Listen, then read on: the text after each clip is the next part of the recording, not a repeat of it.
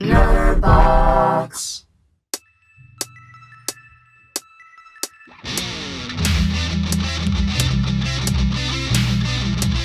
I am inevitable.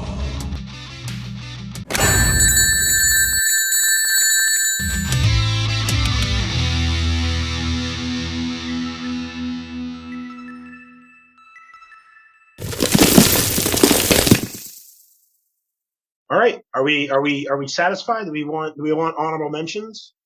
Well, Mike had an honorable mention, and that was already brought up because it was Friends. I don't have one. Do you?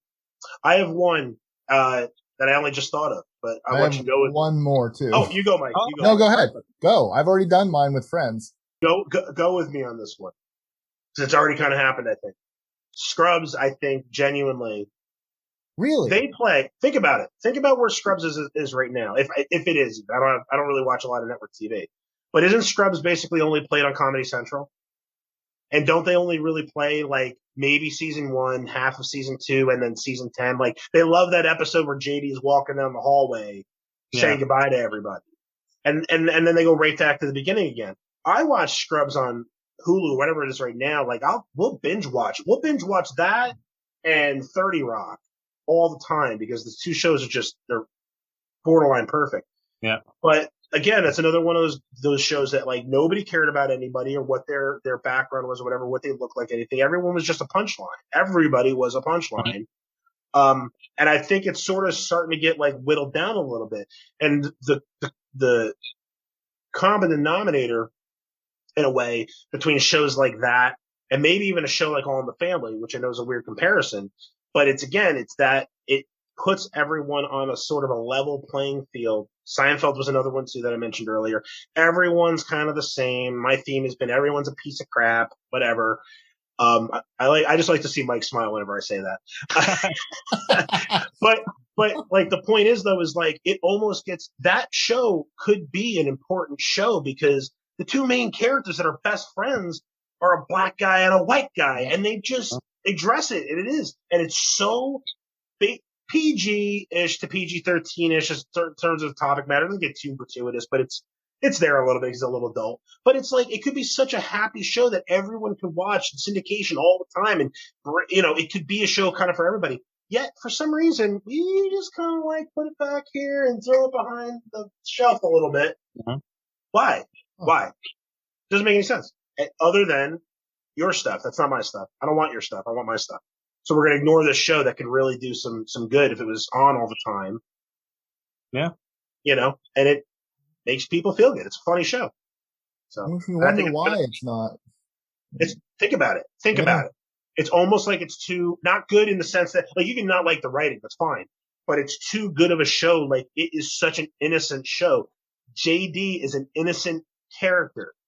Turk is an innocent character. Like Turkleton. Yeah. They're innocent. They're kids when they become doctors. They're fresh out of college, and then they navigate through life for the next whatever it is, 7 or 8 or 10 years, whatever the initial run was. And you kind of navigate with them. I mean, it's mostly JD, but Turk's in there too, and everyone got their own episode where they're the JD and they have their own inner monologue, and they did all that kind of stuff. And you got Dr. Cox, who's the aggro, freaking testosterone-driven, typical male guy that just picks on everybody. And he was calling JD a different female name in every interaction with him.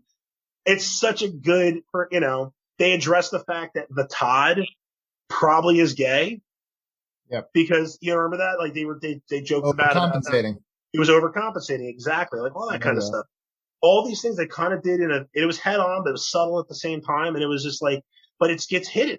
It's a great show that people could really connect on. And for some reason it's not there, and I don't get it. Well, now I need to go watch Scrubs again. Sure do. You sure do. What do you got, Mike?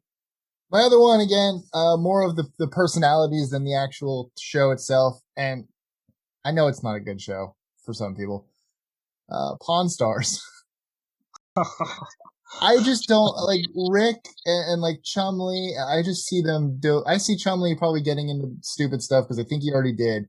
Yeah. And Rick, I see just probably saying something dumb and stupid and like, again, just getting canceled by people. But I know it's scripted and I know it's ridiculous, but I like seeing the historical items. It's the same reason, like, I love ghost shows. I love seeing the locations. I really do. I don't know. Seeing the different items that people bring in, I get kind of excited. Like a more modern Antiques Roadshow. I'm not going to sit here and pretend like I've never gotten stuck in the Pawn Stars loop. Yes! Like Saturday, what was it like? Usually it would be like Saturdays, and they would just decide to do a marathon. Was it on AMC? What channel History. was it on? It was on History. It's right. History. So it would be that's what it was. It was Sundays before I had a kid, and I was just like wasting my Sunday away. I'd be sitting on the bed watching Pawn Stars until about like 6, 7 o'clock when the Walking Dead, the prior episode was about to come on, and then I'd power watch that and then the new episode. But that was usually my Sundays from like 2 o'clock till 10 o'clock at night. You know? Yeah, flipping through one time, I came across them. Some guy brought in a pedal from Kurt Cobain, a guitar pedal. I was like, all right, I'm hooked now. Now I'm going to watch it, and then to watch the show after that and so forth. They touched on everything. You know what's interesting though is they had the opportunity to get that show like come after it, like with the cancel culture, because they had OJ's SUV as one of the episodes. Yes. Yeah. They had the Explorer or Bronco, the Bronco. Right for Bronco. Yep. So, and they didn't even go after him then, which, and again, it also, if you're going to wrap politics into it all, like Rick is clearly, like he is very obviously a conservative. And that's another kind of like tipping point for a lot of this stuff too, is like where do their politics lie these days?